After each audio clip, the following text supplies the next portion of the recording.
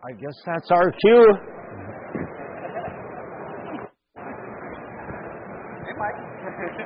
Good morning, everyone. Welcome to Coverings 2022. I am Mark Heinlein with the National Tile Contractors Association, and I'm here on the Installation Innovation stage. If you can hear the sound of my voice, get on over here to the Installation Innovation stage. We're kicking the show off right. We're going to do some substrate prep on floors and walls, and I have here with me Mr. Matt Wellner of the NTCA and Mr. Chad Jones of the NTCA. We've got an all-star team. We're going to be working on flattening some substrates for floors and walls. And here's what we're going to do. We've got our module here, and we're going to check our module for substrate flatness on this wall and substrate flatness on this concrete floor. And we're going to do our work always based on tile industry standards, methods, and best practices, and of course, manufacturer instructions. Particularly today and all week, we're going to be focusing on the NTCA's reference manual. The NTCA's reference manual is made by our technical committee, which is about 50 members strong. They debate and produce documents that are designed to help the tile contractor, tile installer, tile professionals in every aspect of tiling. So today, we're going to be working on Chapter 2, Substrates and Substrate Prep. Let's get to it. Matt, could you come in and check our wall substrate for flatness? Normally, we use a 10-foot straight edge to check for flatness for our walls and floors and the substrates we'll be tiling on. Today, we're going to be installing tiles that are less than 15 inches on any side.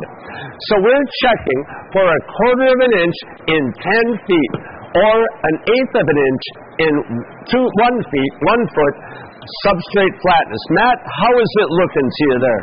Work out, we've got a dip right here. I've marked this out. That's the hole we need to fill. So what Matt has found is we found that we have some typical framing involved.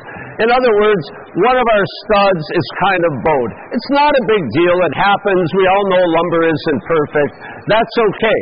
We have a way to correct that. And what Matt did is he mapped out our wall and found that we have a dip right in this area. Now, a lot of people might correct this by adding more thin set beneath the tile. That's one thing we see is that people add thin set, they take thin set away. Thin set isn't the right material for this job.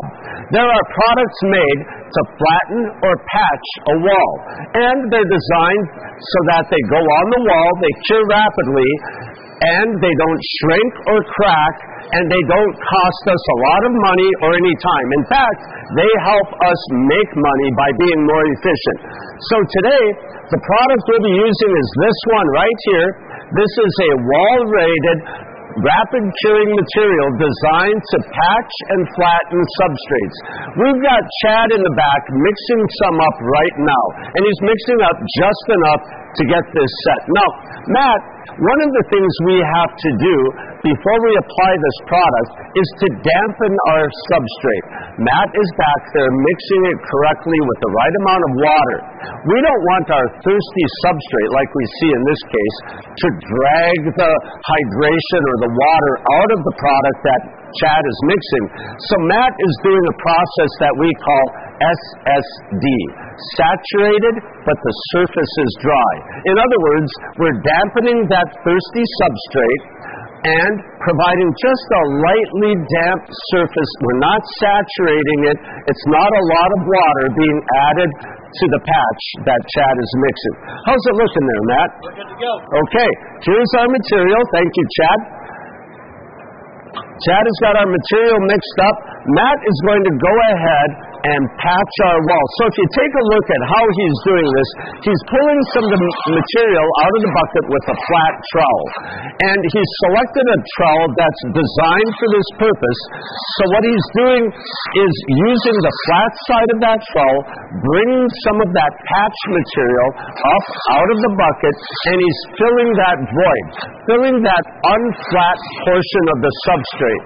And when he's done, that wall, and we're just working on the CBU side of the wall.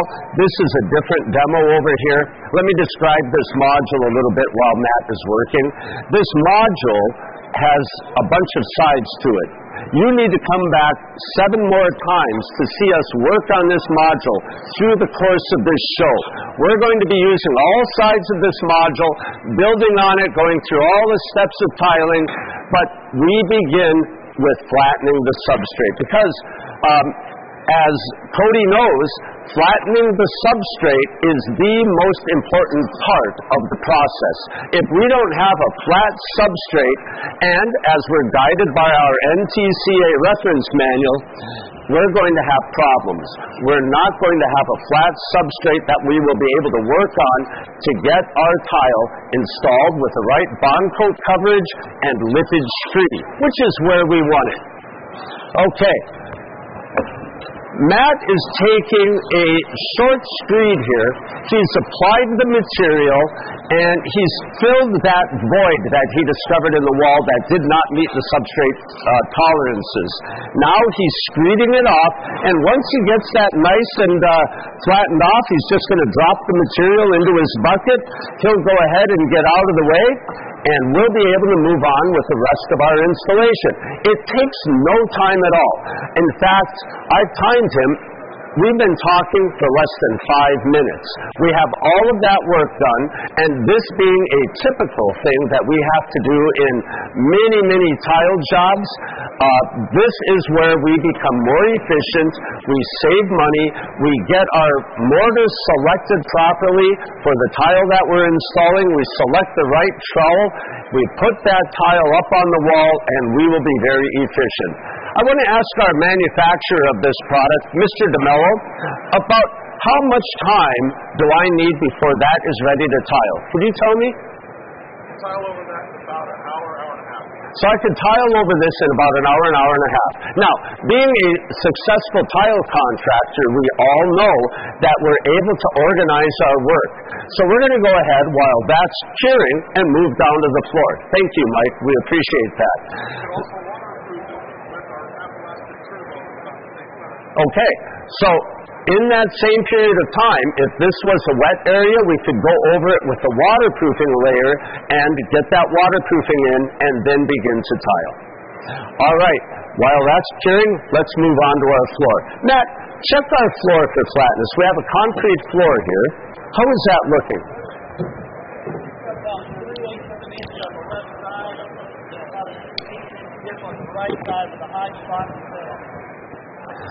So what he's finding is that our floor substrate is not flat. Again, we're setting a smaller tile on there, and we're flattening that substrate to meet the tile industry standards. And that standard for this tile less than 15 inches on a side is 1/4 of an inch in 10 feet. Obviously, we do not have that sort of... Hey! I'll take care of this. Chad, what are you doing there, man? Just grind it down, right? Well, Chad, hold it right there, man. What do you got there? What is that thing? I got a big old grinder. I'm going to grind the floor. So you're going to grind the floor with that to take down that big hump that Matt found? Yeah.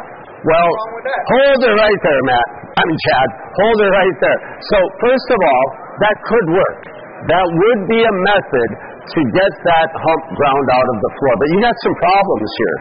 First of all, we have to be concerned about OSHA's airborne respirable silica regulation. Do you guys know about that?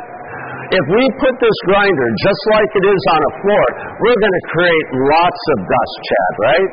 Dust everywhere. And when we breathe that dust, it gets into our lungs and locked in there, and we get something called silicosis.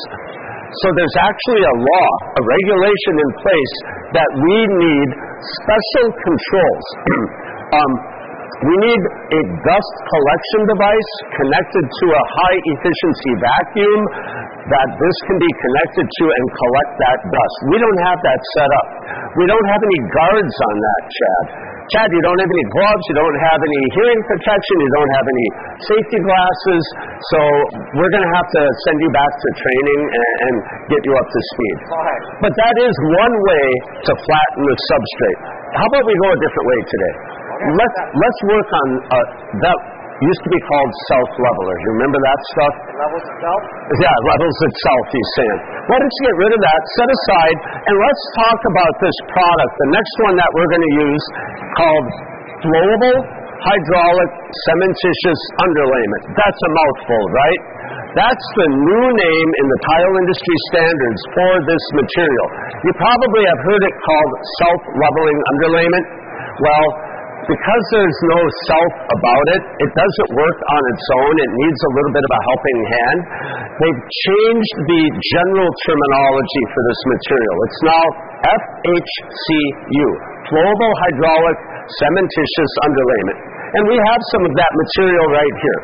This is the one that we're going to use to make our floor flat, and it's going to have probably the side effect of also making it level. There's a difference between flat and level.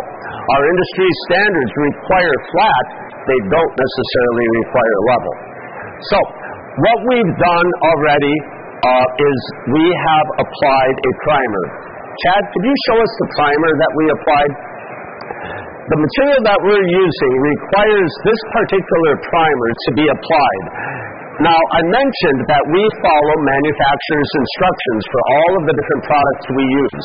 The manufacturer instructions on this material tell us to dilute it to a certain amount, apply it to our thirsty substrate, allow it to cure, and we did that yesterday. We came in this morning and we applied a second coat to make sure our primer was absolutely correct. So we've done that. We've corrected it. We haven't corrected it. We've applied our primer to the substrate. So now we're ready to look at doing a pour.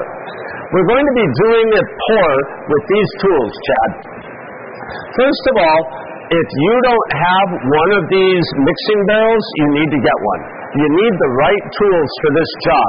We've got a mixing drum that we'll be using to mix up to 3 bags of material. We're only going to mix 1 bag today for the amount of material we need. We're going to be using this type of paddle that comes with the drum, and it's designed to meet the shape or conform to the shape of the barrel. Matt, what do you have there? We've got pre-measured water for the exact amount required for that bag of Matt has pre-measured the water. I believe we have 6 quarts of water in there because we read the instructions on the back of the bag, and it tells us to measure the water specifically for the amount of material that we're going to use. We're going to mix 1 bag of material with 6 quarts of water in this barrel. Guys, would you go ahead and get that going? And show us, before you take off though, we're going to mix it with a mixer like this. One of the other requirements is that we mix the material at a high rate of speed. High speed is in the neighborhood of 1200 RPMs. This particular tool has a 2-speed transmission. Low speed, that's about 300 RPMs. High speed, that's 1200 RPMs. That high-speed shearing action is what we need for that cementitious product to break up all of the cement molecules and allow them to connect together to perform very well with the load conditions to support our tile installation. Did I say that correctly? More. Shearing the polymer. There's polymers in there.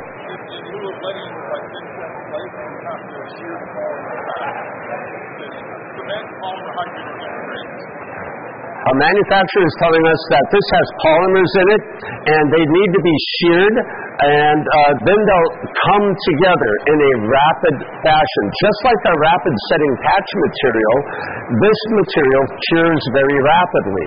So there is no slake time like many thin sets require. right, to properly hydrate the water into the powder. This material doesn't have that. If we let it set in the bucket or the barrel, it's going to start curing, developing heat, curing, and we're going to have a problem. We need to keep it flowable. So those guys are back there right now mixing it up with that 6 quarts of water.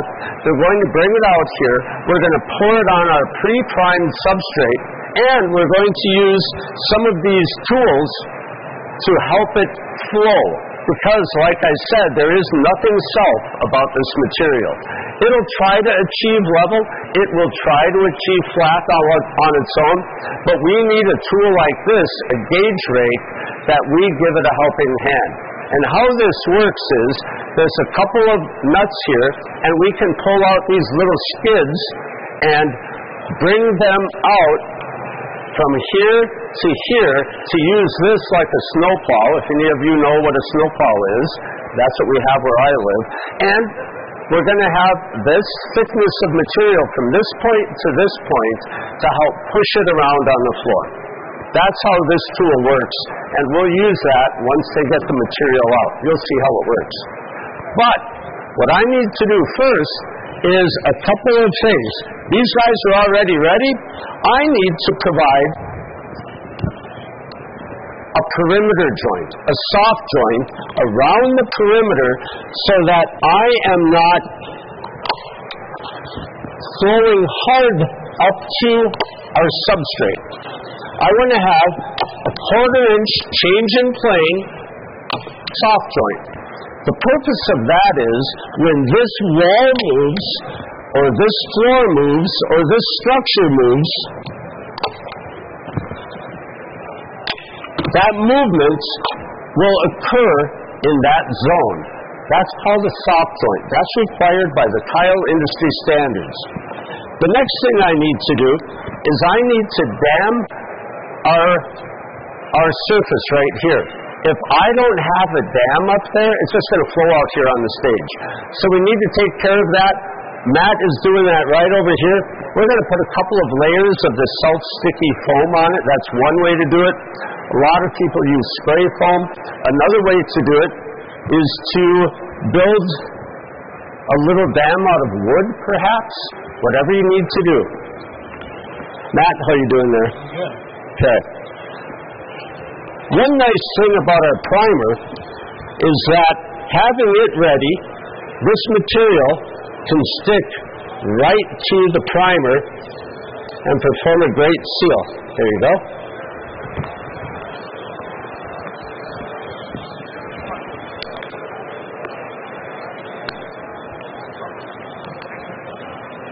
We're just about ready.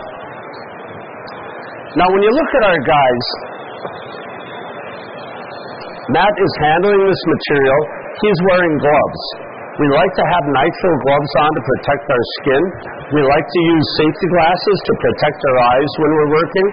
We are wearing knee pads to protect our knees. We want you always to be safety conscious. Now, I screwed up a little bit. I'm going to tell you where I screwed up. I should have had this all done and ready. That material is out here ready to pour. I'm making that material wait in the barrel there. That's my fault. It's going to be fine, but when you pour this, you want to pour it into a wet edge. You want to keep it flowing like one big pour. So if you had a big pour, multiple barrels, you would get your plan ready, you'd pour one barrel, and then have your crew come in and pour that second barrel right into the wet part of the first. Okay, guys. So Matt and Chad are going to do, they're working as a team, they're carefully flowing the material onto the floor, pouring it in, and bringing it as a team to the side. They're giving it a helping hand,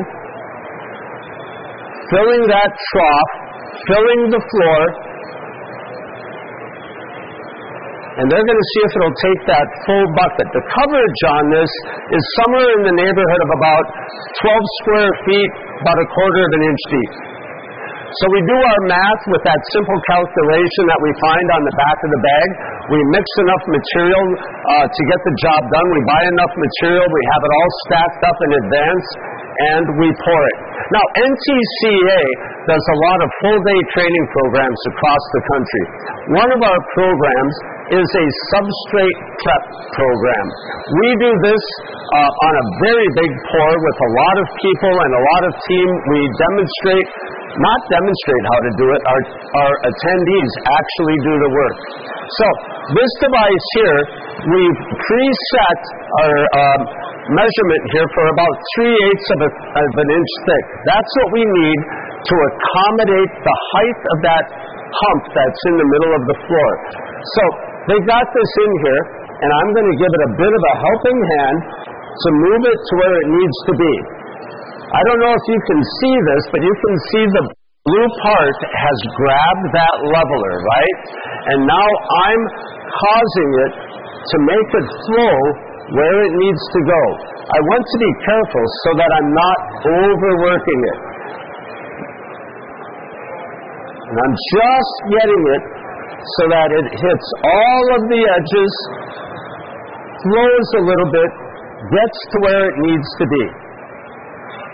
Okay, let's take this off. I'm changing tools.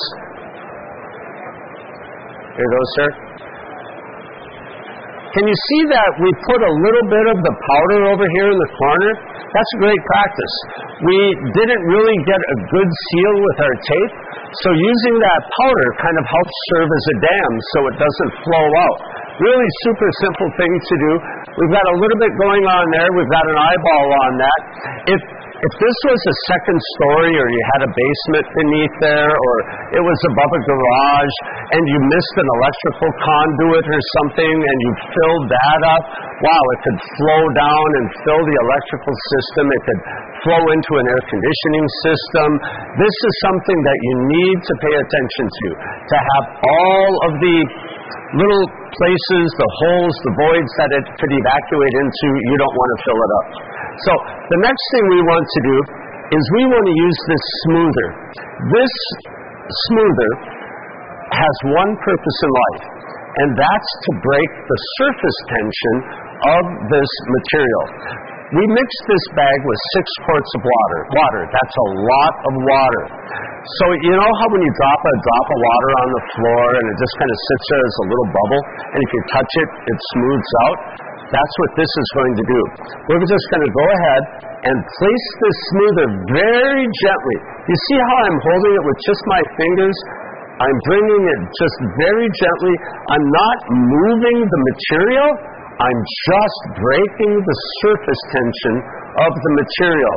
Now, if this was a much larger floor, I'd be able to walk right through here with those shoes that Matt is going to hold up. I'd put these on my shoes. They would allow me to get out onto the pour so I could work with this and break the surface tension very smoothly all through the surface of the pour. Is this making sense? Okay. It's a little hard to do in this small area, but you can see that I am not at all interested in moving the material with this. I am only interested in breaking the surface tension. There you are. So now, in exactly 21 minutes, we have done a typical tile job where we have patched the wall, we've checked our substrate for flatness, we've selected the right material for the job,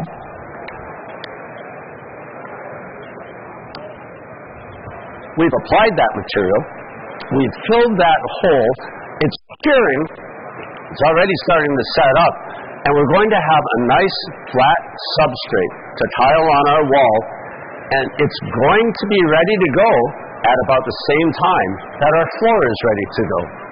We had to do all of this work to make sure that when we mix our mortar, when we select our trowel, when we trowel in the right direction, we get our tile on the floor, we're going to be very, very efficient in getting the right bond coat coverage and the right amount of lippage, which hopefully is 0. There are some standards for allowable lippage.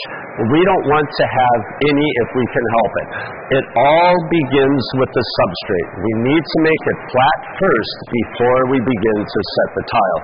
And this is the process. Grinding, like Chad wanted to do a few minutes ago, is one way to do it, but we need to be prepared to make sure that we're ready to grind to meet the OSHA airborne respirable silica regulations.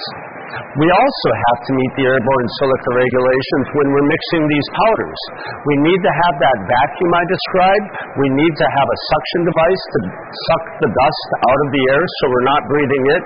That is an entirely different program that I'd like to teach you one day. So pay attention to our NTCA training schedule. Come out and see us and we'll be able to discuss that. I think that's about all we have. Mr. Walfeld, you have a question?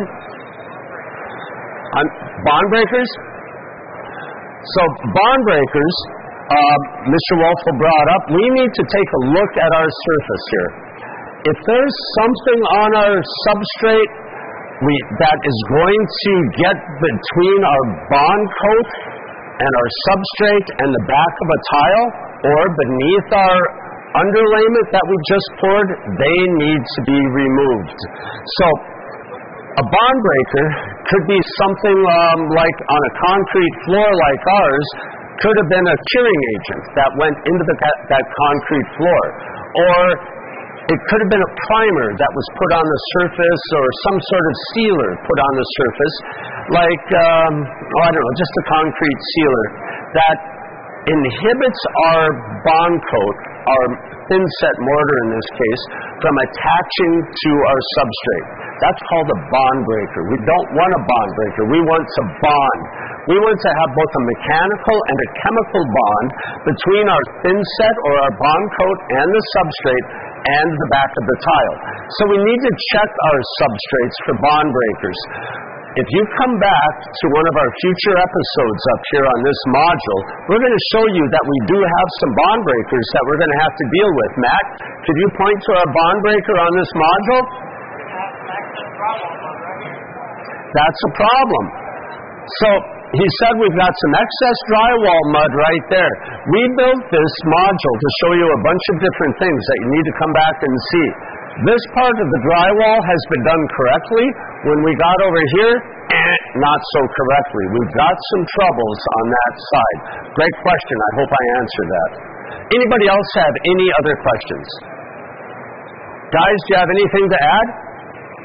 We covered everything? All right. So I would love for all of you to come over to the NTCA booth. We are with the National Tile Contractors Association. This is our NTCA reference manual that our technical committee puts out. We have the chairman of our technical committee back here. Guys, could you raise your hands, please? Hey, Dan, Niall, James. These people right here care very much about you and the tile industry and your success. Come over to our booth, meet them, learn more about the NTCA, learn about the tile industry's methods, standards, best practices. Come meet Chad, come meet Matt, go over there, meet Rob, and the rest of our team. We'd love to have you. So we want to welcome you again to Coverings 2022. Come back again. Stay tuned for the next demo that's coming up, and we'll be hitting the stage 6 more times with our module. Let's see it get to finish. Yes, sir, what do you have? All right.